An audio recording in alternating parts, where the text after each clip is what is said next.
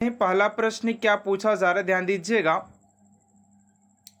पहला प्रश्न कर रहा है कि जीवन की मूलभूत इकाई क्या है।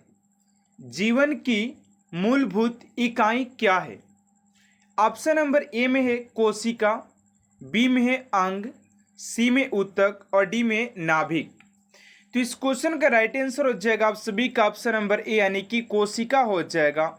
ऑप्शन नंबर ए आप सभी का राइट आंसर हो जाएगा। देखिए आप सभी के जीएस के क्लास करना किस लिए इंपॉर्टेंट है, मैं आपसे बता रहा हूं कि आप लोगों को जीएस से क्लास करना बहुत ज़्यादा जरूरी है, क्योंकि जीके की क्लास तो जीके के जो क्वेश्चन होते हैं एग्जाम में बहुत स्टूडेंट उसको कवर अप कर पाते, लेकिन जीएस वाले जो पेपर होता है उसमें बहुत ज़्यादा डाउट होता है। इसलिए आप लोगों की आज की क्लास करना बहुत ज़्यादा जरूरी है, क्योंकि आज की क्लास के अंदर ऐसे बहुत सारे मोस्ट इंपोर्टेंट क्वेश्चन लिया गया जो कि आपसे के एग्जाम में पूछे जाएंगे। चलिए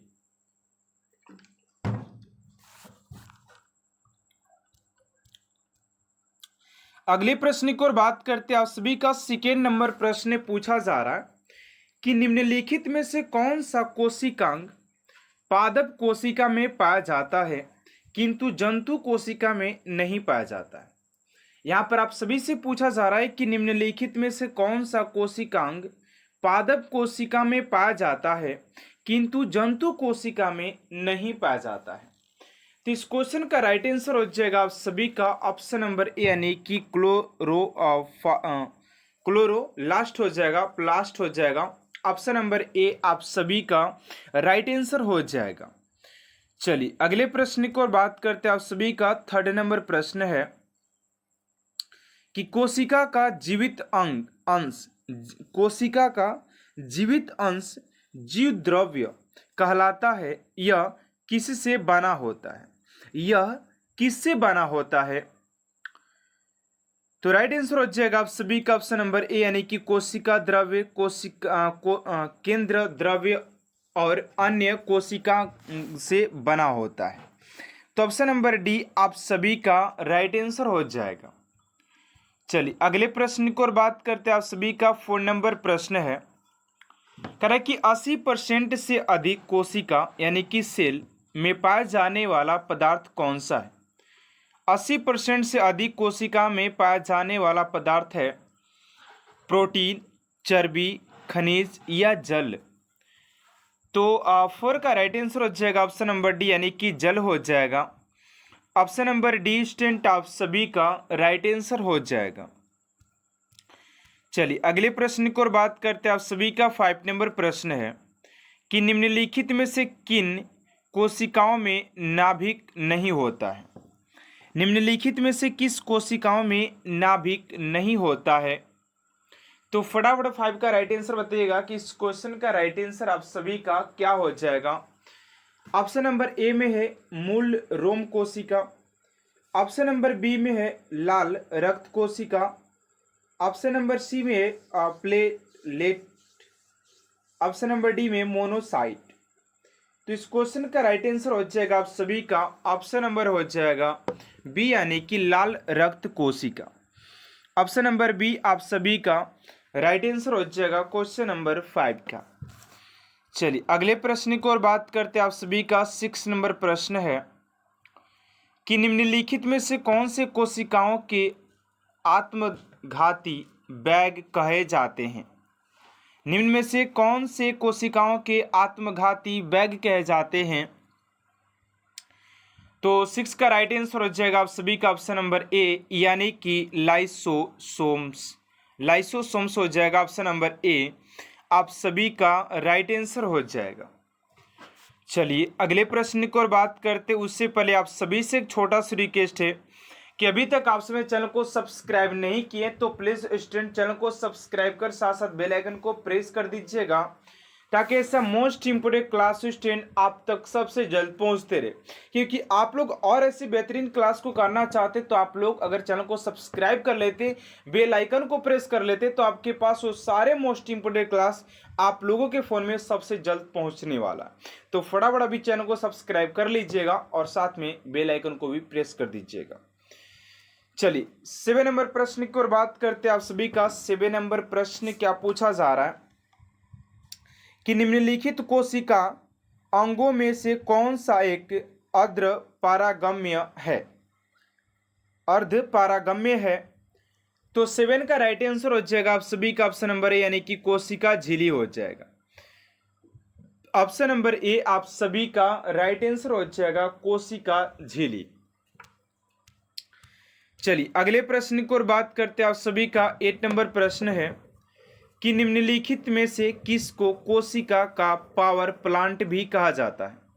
निम्नलिखित में से किसको कोशिका का पावर प्लांट भी कहा जाता है? तो 8 का राइट आंसर हो जाएगा आप सभी का, 8 का राइट आंसर हो जाएगा आप सभी का ऑप्शन नंबर बी, यानी कि माइक्रोकॉन्डिया हो जाएगा, कॉर्डिया। ऑप्शन नंबर बी आप सभी का राइट आंसर हो जाएगा क्वेश्चन नंबर 8 का। चलिए अगले प्रश्न की ओर बात करते हैं स्टूडेंट। आप सभी का अगला प्रश्न क्या पूछा जा रहा है? 9 नंबर प्रश्न है कि किस देश की गायें टी कप काऊ के नाम से भी जानी जाती है? किस देश की गायें टी कप काऊ के नाम से जानी जाती है? तो 9 का राइट आंसर हो जाएगा आप सभी का ऑप्शन नंबर सी, यानी कि अपना भारत हो जाएगा। ऑप्शन नंबर डी आप सभी का राइट आंसर हो जाएगा। चलिए अगले प्रश्न की ओर बात करते हैं स्टूडेंट। आप सभी का अगला प्रश्न है कि गाय की सर्वाधिक दूध देने वाली नस्ल कौन सी है? यह कहाँ पर है? गाय की सर्वाधिक दूध देने वाली नस्ल है। तो 10 का जो राइट आंसर हो जाएगा आप सभी का साहीवाल। ऑप्शन नंबर सी आप सभी का राइट आंसर हो जाएगा साहीवाल। चलिए अगले प्रश्न की ओर बात करते हैं। आप सभी का 11 नंबर प्रश्न है कि आरएनए का प्राथमिक कार्य क्या होता है? आरएनए का प्राथमिक कार्य क्या होता है? तो 11 का राइट आंसर हो जाएगा आप सभी का प्रोटीन संश्लेषण हो जाएगा। प्रोटीन संश्लेषण ऑप्शन नंबर बी आप सभी का राइट आंसर हो जाएगा। चलिए अगले प्रश्न की ओर बात करते हैं। आप सभी का 12 नंबर प्रश्न है कि राइबोसोम्स होते हैं, राइबोसोम्स होते हैं। तो 12 का हो जाएगा आप सभी का ऑप्शन नंबर बी, यानी कि आरएनए हो जाएगा। ऑप्शन नंबर बी आप सभी का राइट आंसर हो जाएगा। चलिए अगले प्रश्न की ओर बात करते 13 नंबर की सबसे पहले डीएनए को अलग किसने किया था? सबसे पहले डीएनए को अलग किसने किया था? तो 13 का हो जाएगा ऑप्शन नंबर सी, यानी कि फोबस लेवेने ने हो जाएगा ऑप्शन नंबर सी। चलिए अगले प्रश्न की ओर बात करते हैं 14 नंबर कि फलीदार पादपों की जड़ों में उपस्थित गांठों में पाए जाने वाले नत्रजन स्थिरीकरण जीवाणु है। तो 14 का आ जाएगा आप सभी का सी, यानी कि सहजीवी हो जाएगा ऑप्शन नंबर सी। चलिए अगला प्रश्न की अवायवीय स्थिति में जैविक पदार्थ के जीवाणु अपघटक को क्या कहते हैं? तो 15 का जगह ए, यानी कि किण्वनीकरण हो जाएगा। ऑप्शन नंबर ए आप सभी का राइट आंसर हो जाएगा। चलिए अगला प्रश्न कि जीवों के निम्नलिखित प्रकार में से छत्रक किससे समृद्ध है? तो 16 का जगह सी, यानी कि कवक। ऑप्शन नंबर सी आप सभी का राइट आंसर हो जाएगा। चलिए अगले प्रश्न की ओर बात करते हैं। आप सभी का 17 नंबर प्रश्न है कि ईस्ट मिलाने पर गूथे हुए आटे के उठने का क्या कारण है? तो 17 का हो आप सभी का डी, यानी कि कार्बन डाइऑक्साइड गैस का निर्मोचन होता है। ऑप्शन नंबर डी आप सभी का राइट आंसर हो जाएगा। चलिए अगला प्रश्न कि ब्रेड बनाने में इस्तेमाल किए जाने वाला खमीर है। ब्रेड बनाने में इस्तेमाल किए जाने वाला खमीर क्या हो जाएगा? तो 18 का राइट आंसर हो जाएगा आप सभी का ऑप्शन नंबर ए, यानी कि किण्वन के लिए उत्प्रेरक के रूप में कार्य करता है। किण्वन के लिए उत्प्रेरक के रूप में कार्य करता है। ऑप्शन नंबर ए आप सभी का राइट आंसर हो जाएगा। चलिए अगले प्रश्न की ओर बात करते 19 नंबर की निम्नलिखित में से किसे बडिंग के माध्यम से तैयार किया जाता है? तो 19 का जाएगा आप सभी का ऑप्शन नंबर डी, यानी कि ईस्ट। ऑप्शन नंबर डी आप सभी का राइट आंसर हो जाएगा। चलिए अगले प्रश्न को और बात करते 20 नंबर है कि हल्लीकर नस्ल की गाय का मूल स्थान कहाँ माना जाता है। हल्लीकर नस्ल की गाय का मूल स्थान कहाँ माना जाता है। तो 20 का राइट आंसर हो जाएगा आप सभी का ऑप्शन नंबर बी यानी कि मैसूर में। ऑप्शन नंबर बी आप सभी का राइट आंसर हो जाएगा। चलिए अगले प्रश्न को और बात करते 21 नंबर की विश्व में सर्वाधिक भैंसें किस देश में पाई जाती है। विश्व में सर्वाधिक भैंसें किस देश में पाई जाती है। तो 21 का आ जाएगा आप सभी का ऑप्शन नंबर डी यानी कि भारत में। चलिए अगले प्रश्न को और बात करते 22 नंबर की सबसे ज़्यादा वसा किस भैंस के दूध में पाई जाती है। सबसे ज़्यादा वसा किस भैंस के दूध में पाई जाती है। तो 22 का आ जाएगा बी यानी कि भादवारी भैंस में। Option number B. चलिए अगले प्रश्न को बात करते 23 नंबर है कि भारत में दूध में सर्वाधिक वसा प्रतिशत रखने वाली भैंस की नस्ल है। तो ये हो जाएगा आप सभी का भादवारी हो जाएगा। चलिए अगला प्रश्न है कि मानव मूत्र का पीएच मान कितना होता है। तो मानव मूत्र के पीएच मान की बात करते तो ये हो जाएगा आप सभी का बी यानी कि 6 हो जाएगा। भारत की सबसे बड़ी मीठे जल की झील निम्न में से कौन सी है। यहाँ पर प्रश्न आप सभी से पूछा जा रहा है कि भारत की सबसे बड़ी मीठे जल की झील निम्नलिखित में से कौन सी है।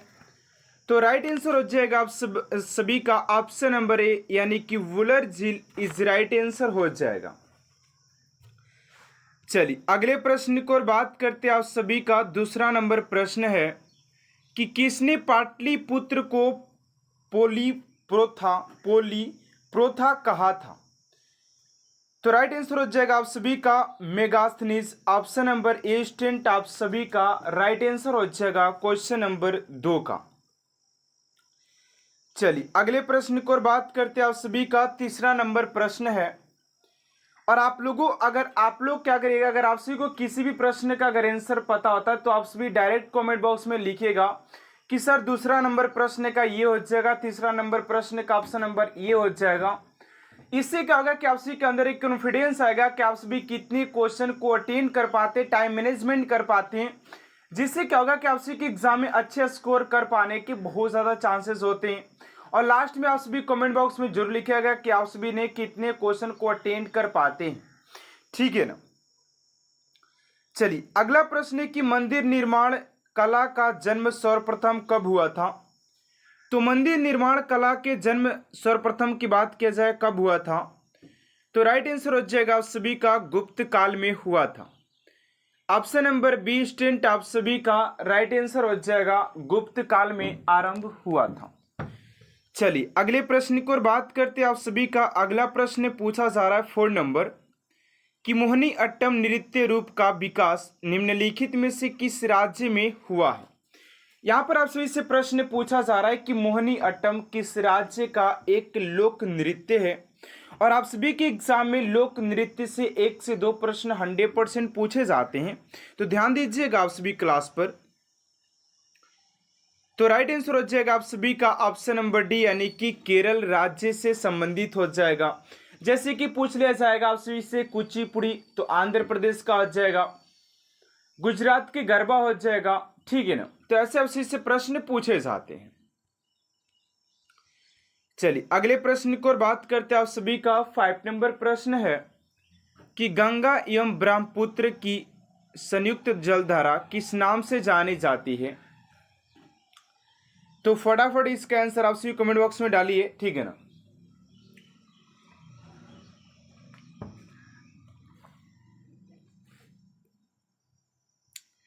तो राइट आंसर हो जाएगा आप सभी का ऑप्शन नंबर सी यानी कि मेघना इज राइट आंसर हो जाएगा। चलिए अगले प्रश्न की ओर बात करते हैं आप सभी का 6 नंबर प्रश्न पूछा जा रहा है कि दिल्ली के लाल किले का निर्माण किसने करवाया था। दिल्ली के लाल किले का निर्माण किसने करवाया था। तो फटाफट इसका आंसर आप सभी कमेंट बॉक्स में डालिए कि इस क्वेश्चन का राइट आंसर आप सभी का क्या हो जाएगा। तो दिल्ली के निर्माण की बात करें लाल किला का, तो राइट आंसर हो जाएगा आप सभी का शाहजहां के द्वारा किया गया था। ऑप्शन नंबर डी स्टूडेंट आप सभी का राइट आंसर हो जाएगा। चलिए अगले प्रश्न की ओर बात करते हैं। उससे पहले आप सभी से एक छोटा सा रिक्वेस्ट है कि अभी तक आपसे मेरे चैनल को सब्सक्राइब नहीं किए तो प्लीज स्टूडेंट इस चैनल को सब्सक्राइब कर साथ साथ बेल आइकन को प्रेस कर दीजिएगा, ताकि ऐसा मोस्ट इंपोर्टेंट क्लास स्टूडेंट आप तक सबसे जल्द पहुंचते रहे। चलिए 7 नंबर प्रश्न है कि पटना को प्रांतीय राजधानी बनाया गया था। पटना को प्रांतीय राजधानी बनाया गया था, तो 7 का जवाब आप सभी का शेर शाह ने बनाया था। शेर शाह ने बनाया था। ऑप्शन नंबर ए आप सभी का राइट आंसर हो जाएगा। चलिए अगले प्रश्न की ओर बात करते हैं। आप सभी का 8 नंबर प्रश्न है कि पृथ्वीराज विजय का लेखक कौन था। पृथ्वीराज विजय का लेखक निम्नलिखित में से कौन थे। तो फटाफट आप सभी इस क्वेश्चन का राइट आंसर कमेंट बॉक्स में डालिए कि इस क्वेश्चन का राइट आंसर आप सभी का क्या हो जाएगा। तो इस क्वेश्चन का राइट आंसर हो जाएगा आप सभी का ऑप्शन नंबर सी, यानी कि जय नक हो जाएंगे। ऑप्शन नंबर सी आप सभी का राइट आंसर हो जाएगा। चलिए अगले प्रश्न की ओर बात करते हैं। आप सभी का 6 नंबर प्रश्न क्या पूछा जा रहा है, ध्यान दीजिएगा। कह कि विश्व का सबसे ऊंचा जलप्रपात है। तो विश्व के सबसे ऊंचे जलप्रपात की बात करते हैं कि विश्व के सबसे ऊंचे जलप्रपात इनमें से कौन है। तो 9 का राइट आंसर हो जाएगा आप सभी का एंजिल जलप्रपात विश्व के सबसे ऊंचे जलप्रपातों में से एक हो जाएगा। तो ऑप्शन नंबर सी आप सभी का राइट आंसर हो जाएगा। चलिए अगला प्रश्न 10 नंबर की विश्व में महाद्वीपों की कुल संख्या कितनी है। तो विश्व में महाद्वीपों की संख्या की बात करते स्टूडेंट की विश्व में महाद्वीपों की संख्या कितनी हो जाएगी। तो 10 का हो जाएगा आप सभी का ऑप्शन नंबर सी, यानी कि 7 हो जाएगा। कितना हो जाएगा, 7 इज राइट आंसर हो जाएगा। चलिए अगले प्रश्न की ओर बात करते हैं। 11 नंबर प्रश्न है कि मत्स्यसावा बंदरगाह किस देश में अवस्थित है। मत्स्यसावा बंदरगाह निम्नलिखित में से किस देश में स्थित है। 11 का हो जाएगा आप सभी का ऑप्शन नंबर डी, यानी कि इरिट्रिया हो जाएगा। ऑप्शन नंबर डी स्टूडेंट आप सभी का राइट आंसर हो जाएगा। चलिए अगले प्रश्न की ओर बात करते 12 नंबर की विश्व के आटे की मंडी के नाम से कौन सा नगर जाना जाता है। विश्व की आटे की मंडी के नाम से कौन सा नगर जाना जाता है। तो 12 का जगह डी, यानी कि डुलुथ। ऑप्शन नंबर डी आप सभी का राइट आंसर हो जाएगा। चलिए अगले प्रश्न की ओर बात करते हैं स्टूडेंट। आप सभी का अगला प्रश्न क्या पूछा जा रहा है 13 नंबर कि 1857 के विद्रोह का नेतृत्व बिहार में किसने किया था। तो 1857 के क्रांति के विद्रोह के नेतृत्व की बात करें कि बिहार में किसने किया था। तो Kunwar Singh option number B आप सभी का राइट आंसर हो जाएंगे। चलिए अगले प्रश्न की ओर बात करते 14 नंबर की 1947 के भारतीय राष्ट्रीय कांग्रेस के दिल्ली अधिवेशन की अध्यक्षता किसने किया था। तो 14 का जगह बी, यानी कि डॉक्टर प्रसाद हो जाएंगे। ऑप्शन नंबर बी आप सभी का राइट आंसर हो जाएगा। चलिए अगले प्रश्न की ओर बात करते हैं। आप सभी का 15 नंबर प्रश्न क्या पूछा जा रहा है, ध्यान दीजिएगा। कह रहा कि भारतीय राष्ट्रीय कांग्रेस का 1938 का अधिवेशन किस शहर में हुआ। तो कह रहा है कि भारतीय राष्ट्रीय कांग्रेस का 1938 का अधिवेशन किस शहर में हुआ था। तो 15 का जाएगा आप सभी का ऑप्शन नंबर ए, यानी कि हरिपुरा में। ऑप्शन नंबर ए स्टूडेंट आप सभी का राइट आंसर हो जाएगा क्वेश्चन नंबर 15 का।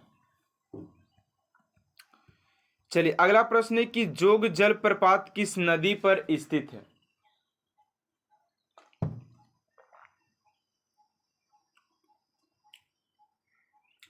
अगला प्रश्न ध्यान दीजिएगा, कह कि जोग जलप्रपात किस नदी पर स्थित है। तो 16 का हो जाएगा आप सभी का ऑप्शन नंबर ए, यानी कि शरावती नदी पर स्थित हो जाएगा। ऑप्शन नंबर ए स्टूडेंट आप सभी का राइट आंसर हो जाएगा। चलिए अगले प्रश्न की ओर बात करते 17 नंबर की नासिक किस नदी के किनारे स्थित है। पूछा जा रहा है कि नासिक किस नदी के किनारे स्थित हो जाएगा। तो इस क्वेश्चन का राइट आंसर हो जाएगा 17 का ऑप्शन नंबर डी यानी कि गोदावरी नदी हो जाएंगी। ऑप्शन नंबर डी आप सभी का राइट आंसर हो जाएगा। चलिए अगला प्रश्न है कि भारत में औद्योगिक वित्त का शिखर संगठन है। तो 18 का हो जाएगा आप सभी का ऑप्शन नंबर ए यानी कि IDBI। IDBI option number A आप सभी का राइट आंसर हो जाएगा क्वेश्चन नंबर 18 का। चलिए अगले प्रश्न को बात करते हैं 19 नंबर की, भारत में न्यूनतम मजदूरी अधिवेशन कब लागू किया गया था। भारत में न्यूनतम मजदूरी अधिनियम कब लागू किया गया था। तो 19 का हो जाएगा आप सभी का ऑप्शन नंबर बी यानी कि 1948 में। चलिए अगला प्रश्न की बौद्ध शिक्षा का केंद्र था। बौद्ध शिक्षा का केंद्र था। तो इस क्वेश्चन का राइट आंसर हो जाएगा ऑप्शन नंबर ए यानी कि विक्रमशिला हो जाएगा। अगला प्रश्न, निम्न में से किस ग्रंथ में सर्वप्रथम देवकी के पुत्र कृष्ण का वर्णन किया गया है। देवकी के पुत्र कृष्ण का वर्णन किया गया है। तो 21 का हो जाएगा ऑप्शन नंबर बी यानी कि छांदोग उपनिषद में। ऑप्शन नंबर बी आप सभी का राइट आंसर हो जाएगा। चलिए अगले प्रश्न को बात करते हैं 22 नंबर की, भारत में सबसे प्राचीन विवाह है बिहार है। तो 22 का हो जाएगा ऑप्शन नंबर ए यानी कि नालंदा हो जाएगा। ऑप्शन नंबर ए आप सभी का राइट आंसर हो जाएगा। चलिए अगले प्रश्न को बात करते हैं आप सभी का 23 नंबर प्रश्न की, बम्बई, मद्रास और कलकत्ता में उच्च न्यायालय की स्थापना कब हुई थी। बम्बई, मद्रास और कलकत्ता में उच्च न्यायालय की स्थापना की बात करते स्टैंड की कब किया गया था। तो 1861 में किया गया था। ऑप्शन नंबर बी आप सभी का राइट आंसर हो जाएगा 1861 ईस्वी में। चलिए अगले प्रश्न को बात करते हैं कि प्रसिद्ध चरकुल्ला नृत्य संबंधित है। प्रसिद्ध चरकुल्ला नृत्य किससे संबंधित है।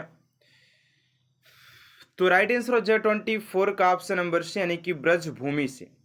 Option number C Brajbhumi. अगला प्रश्न की कंस मेला आयोजन होता है।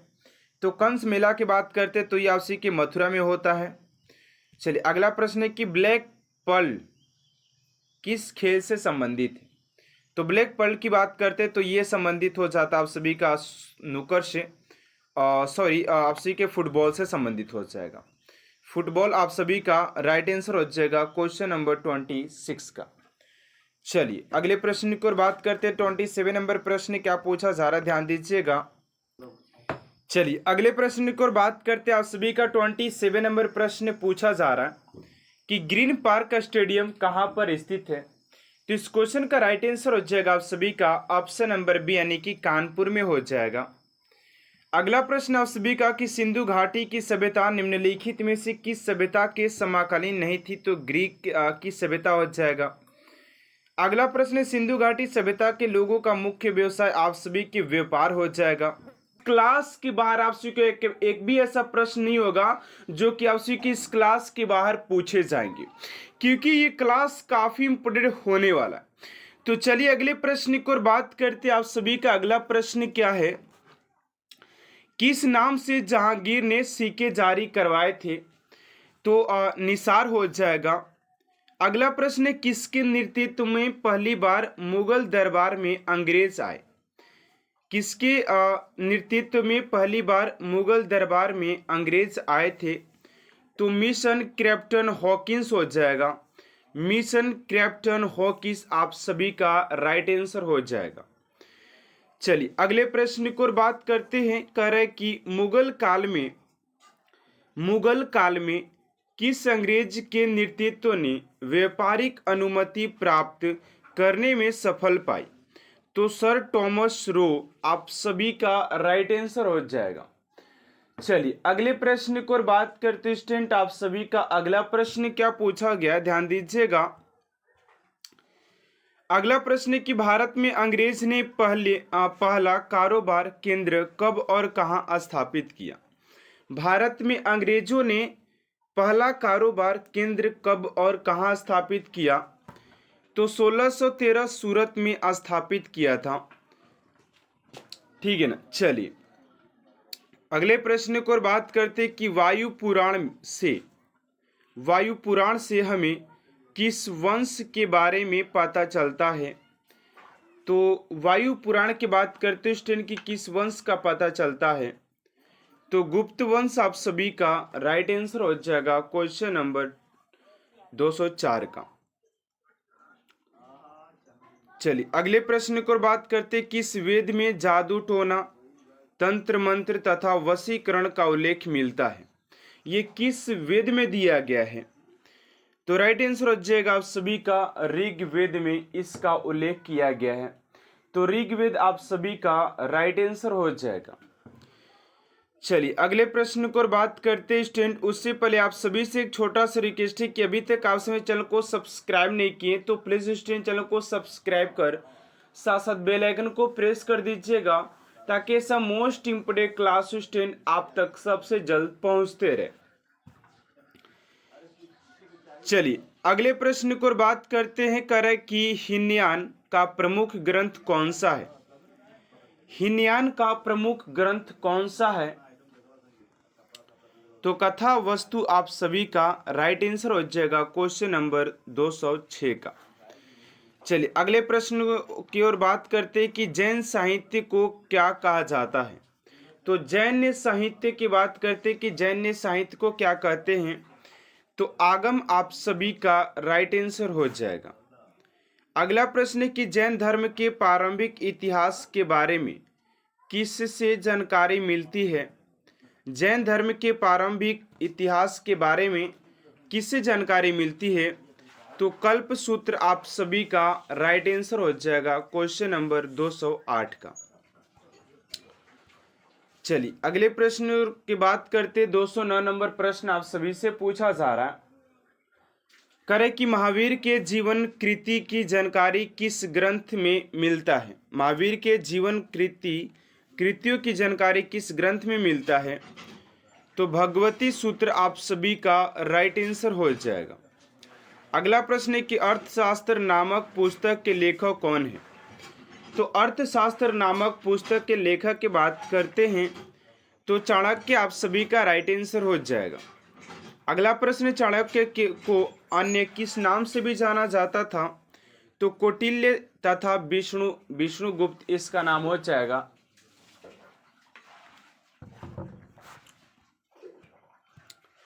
चलिए अगले प्रश्न की बात करते हैं 212 नंबर प्रश्न है कि मौर्य कालीन इतिहास के बारे में हमें किससे जानकारी मिलती है? तो चाणक्य के मौर्य कालीन इतिहास के बारे में जानकारी जो मिलती है जो चाणक्य के द्वारा जो आपसे के लिखा गया था पुस्तक उसके द्वारा मिलता है, ठीक है ना। अगला प्रश्न है कि राज तंत्रिगिणी पुस्तक के रचयिता कौन है?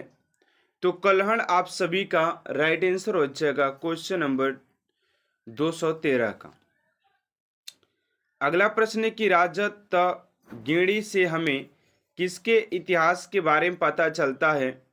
तो कश्मीर का इतिहास। कश्मीर का इतिहास आप सभी का राइट आंसर हो जाएगा।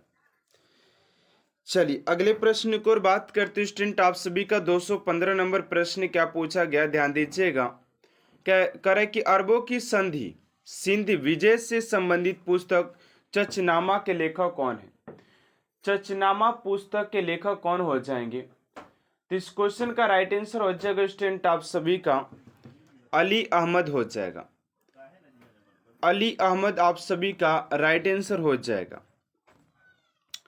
अगला प्रश्न है संस्कृति भाषा व्याकरण की प्रथम पुस्तक अष्टाध्यायी के लेखक कौन है? तो अष्टाध्यायी के लेखक की बात करते हैं तो पाणिनि हो जाएंगे। पाणिनि आप सभी का राइट आंसर हो जाएगा। अगला प्रश्न है कि मौर्य के पहले का इतिहास तथा मौर्य युगीन राजनीतिक व्यवस्था के बारे में हमें किससे जानकारी मिलती है? तो अष्टाध्यायी आप सभी का राइट आंसर हो जाएगा क्वेश्चन नंबर 217 का। चलिए अगले प्रश्न को बात करते हैं आप सभी का 218 नंबर प्रश्न है कि ज्योतिष ग्रंथ गार्गी साहित्य के लेखक कौन है? ज्योतिष ग्रंथ और गार्गी साहित्य के लेखक की बात करते हैं तो कात्यायन आप सभी का राइट आंसर हो जाएगा क्वेश्चन नंबर 218 का। अगला प्रश्न किस कश्मीरी नौपाषाणिक पुरा स्थल से गड्ढा घर का साक्ष्य मिलता है तो बुर्जहोम हो जाएगा। अगला प्रश्न, निम्न में से किसने सर्वप्रथम 1863 ईस्वी में भारत में पूरा पाषाण कालीन औजारों की खोज की? यहाँ पर पूरा पाषाणीन होना चाहिए, तो रॉबर्ट ग्रूस फुट हो जाएंगे। रॉबर्ट ग्रूस फुट आप सभी का राइट आंसर हो जाएगा। चलिए अगले प्रश्न की ओर बात करते हैं। आप सभी का 221 नंबर प्रश्न है कि भारत का सबसे प्राचीन नगर कौन सा है? तो भारत के सबसे प्राचीन नगरों की बात करते हैं कि भारत के सबसे प्राचीन नगर कौन सा हो जाएगा? तो मोहनजोदड़ो आप सभी का राइट आंसर हो जाएगा क्वेश्चन नंबर 221 का।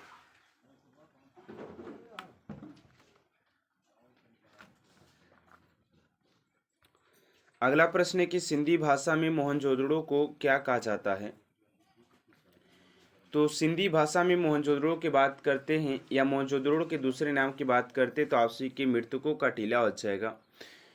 मोहनजोदड़ो को मृतकों का टीला इसलिए कहा जाता था क्योंकि यहाँ पर मरे हुए लोगों के शव बहुत ज्यादा देखने को मिले थे, एक ढेर लगा हुआ था, ठीक है ना। चलिए अगला है कि भारत में मनुष्य से संबंधित सबसे पहला प्रमाण कहाँ से मिला?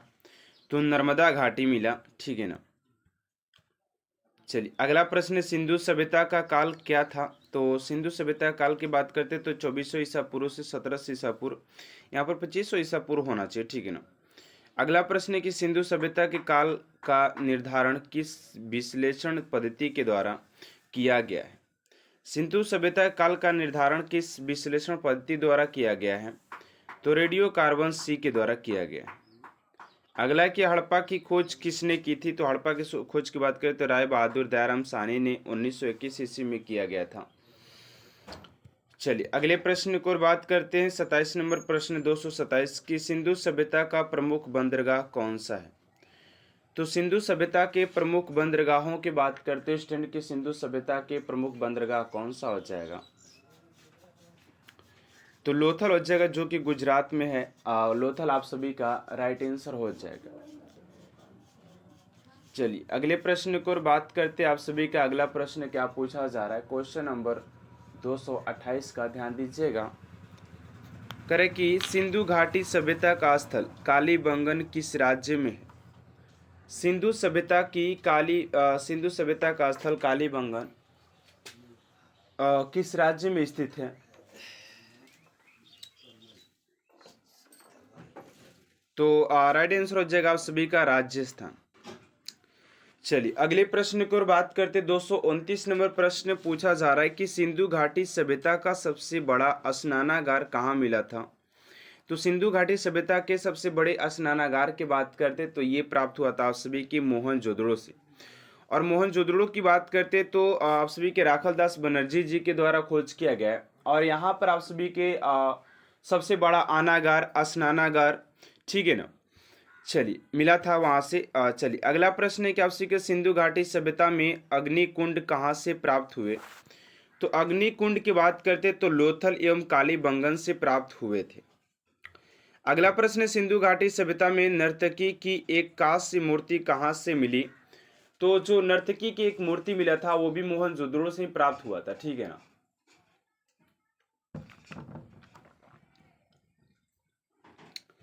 अगला प्रश्न है कि सिंधु सभ्यता में मुख्य फसल कौन सी थी? तो सिंधु सभ्यता में मुख्य फसल की बात करते हैं तो गेहूं तथा जौ आप सभी का राइट आंसर हो जाएगा क्वेश्चन नंबर 232 का। चलिए अगले प्रश्न की ओर बात करते हैं। आप सभी का 233 नंबर प्रश्न है कि सिंधु सभ्यता के लोग मिठास के लिए किसका प्रयोग करते थे? तो सिंधु सभ्यता के जो लोग थे वो मिठास के लिए आप सभी के शहद का प्रयोग करते थे। शहद आप सभी का राइट आंसर हो जाएगा। चलिए अगले प्रश्न की ओर बात करते हैं स्टूडेंट, ध्यान दीजिएगा कि अगला प्रश्न आप सभी का क्या पूछा जा रहा है। करें कि मोहनजोदड़ो की खोज किसने की थी? तो मोहनजोदड़ो की खोज की बात करते हैं तो आप सभी के राखलदास बनर्जी 1922 ईस्वी में किया गया था। आर्यों द्वारा निर्मित सभ्यता कौन सी थी? तो आर्यों द्वारा निर्मित सभ्यता की बात करते तो ग्रामीण सभ्यता हो जाएगी। ग्रामीण सभ्यता आप सभी का राइट आंसर हो जाएगा। चलिए अगले प्रश्न की ओर बात करते हैं। कह रहा है कि आर्यों की भाषा कौन सी थी? तो आर्यों की भाषा की बात करते तो सांस्कृतिक भाषा थी। आर्यों का समाज किस प्रकार का था? तो पितृ प्रधान था। वैदिक सभ्यता में जीव भर अविवाहित रहने वाले महिलाओं को क्या कहा जाता है? तो अमाजू कहा जाता है। चलिए अगला प्रश्न है कि आर्यों का मुख्य पेय पदार्थ क्या था? तो सोमरस। जो आर्य लोग थे वो ज्यादातर सोमरस पिया करते थे, तो सोमरस आप सभी का राइट आंसर हो जाएगा। आर्यों के मनोरंजन के मुख्य साधन थे आपसी के संगीत, रथ दौड़ और घुड़ दौड़ हो जाएगा। आर्यों का मुख्य व्यवसाय पशुपालन एवं कृषि हो जाएगा।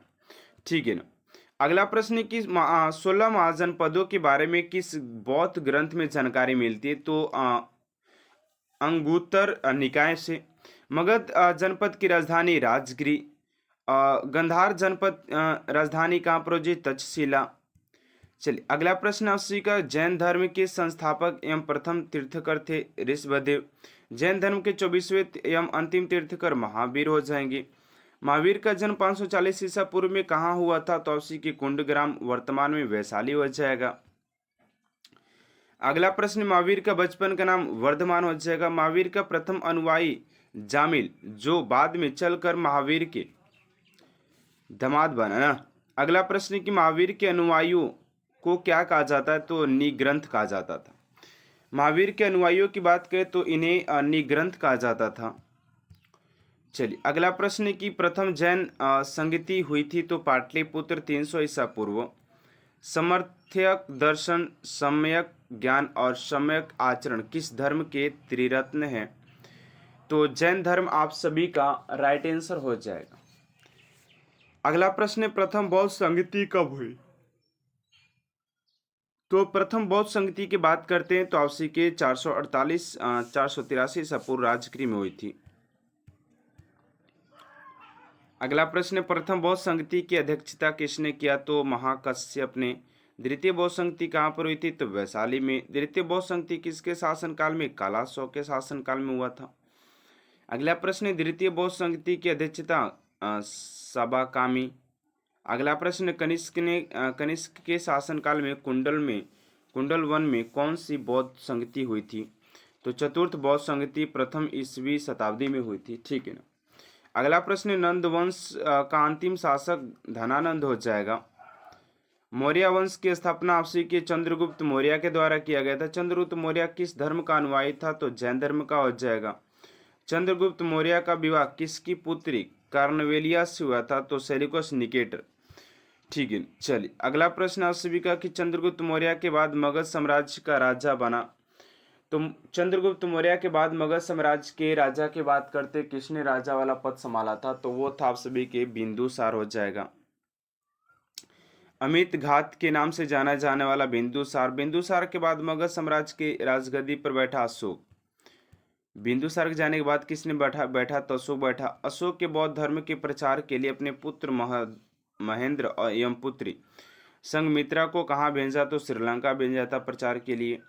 अगला प्रश्न 1750 ईस्वी में अशोक के शिलालेख की खोज सर्वप्रथम किसने किया था? तो पाटी ने किया था। अशोक के किस शिलालेख में धम्म की व्याख्या की गई थी? तो 11वें शिलालेख में। अगला प्रश्न है कि अशोक के शिलालेखों की संख्या 14 हो जाएगी। अशोक के स्तंभ लेखों की संख्या 7 हो जाएगी। अशोक के शिलालेखों की संख्या 14 और अशोक के स्तंभ लेखों की संख्या की बात करें तो 7 हो जाएगा। सिकंदर किसका शिष्य था? अरस्तु का शिष्य हो जाएगा सिकंदर का सेनापति आपसी के सेल्यूकस निकेटर हो जाएगा। अगला प्रश्न शुंग वंश की स्थापना आपसी के पुष्यमित्र शुंग ने किया था। शुंग वंश का अंतिम शासक देवभूति हो जाएगा। चलिए अगले प्रश्न को बात करते हैं कि कर्ण वंश का स्थापना किसने किया? वासुदेव ने। कर्ण वंश की स्थापना वासुदेव ने। कर्ण वंश के अंतिम शासक सुशर्मा हो जाएगा। चलिए सतवाहन वंश की स्थापना किसने की थी?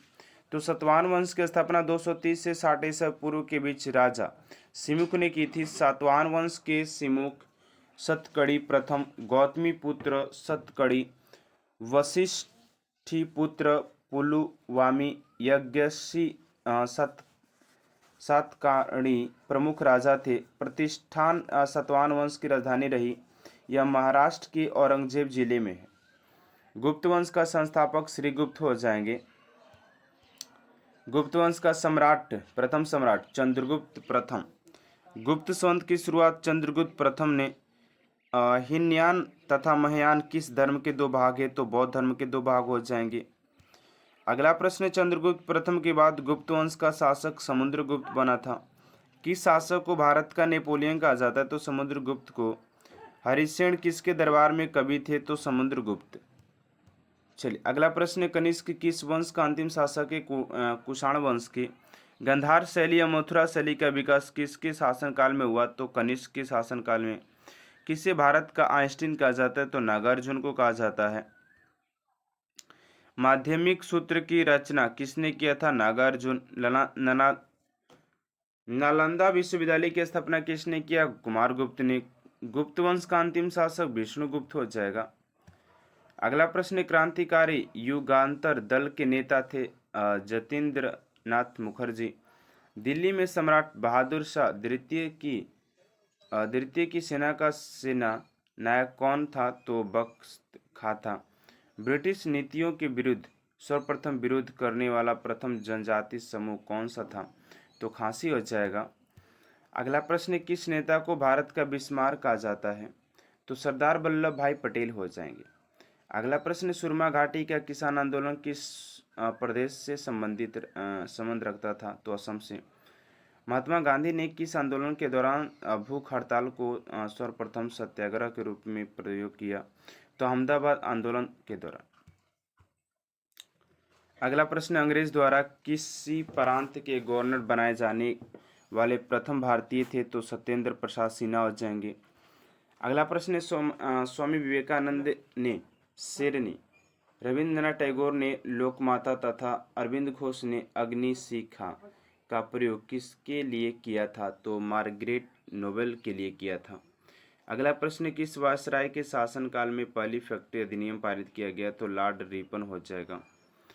अगला प्रश्न, आप सभी का कि इतिहास स्मिथ ने समुद्रगुप्त की विजय से प्रभावित होकर के उसे क्या कहकर पुकारा था? तो भारतीय नेपोलियन। तो आज की इस क्लास में स्टूडेंट आप सभी ने 100 क्वेश्चन को देखा एंड बाकी क्वेश्चन आप सभी के लिए अगले क्लास में अटेंड करवाए जाएंगे। तो आज की इस क्लास आप सभी को कैसा लगा कमेंट बॉक्स में जरूर बताइएगा। अगर आप सभी क्लास अच्छा लगे तो प्लीज चैनल को सब्सक्राइब कर साथ साथ बेल आइकन को प्रेस कर दीजिएगा। और इससे पहले कि 2 पार्ट वाले क्लास को या 2 क्लास को आप सभी अगर नहीं देखे तो जाकर के आप सभी दूसरे क्लास को भी देख लीजिएगा, क्योंकि वो क्लास भी आप सभी के लिए काफ़ी ज़्यादा इंपॉर्टेंट होने वाला है। तो चलिए मिलते हैं नेक्स्ट क्लास में student. Thanks for watching my class.